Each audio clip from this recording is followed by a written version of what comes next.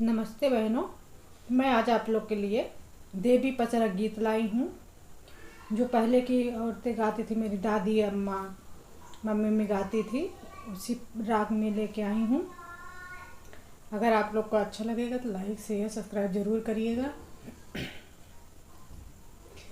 आवे तुरगे कैलस करिया हो कि लाल पियर ना। आवे दुर्गे कैलस करिया हो कि लाल पियर ना। जैसे तुमोरी मैया राम काजी तवलू हो कि वैसनी मैया ना। हो कि वैसनी मैया ना।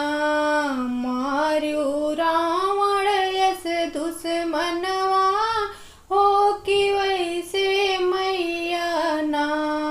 आवे अम्बे कैलस करिया हो कि लाल पियर ना। जैसे तुमोरी मैया लक्ष्मण काजी तवलू हो कि मोरी मैया ना। हो कि मोरी मैया ना। मार्यू मेघनाथ दुश्मनवा हो कि मोरी मैया ना। आवे अम्बे कैलस करिया हो कि लाल पियर ना। जैसे तुमोरी मैया कृष्ण काजी तवलू हो कि मोरी मैया ना। हो कि मोरी मैया ना।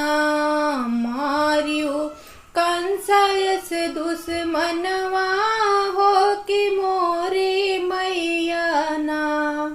आवे दुर्गे कैलस करिया हो कि लाल पियर ना।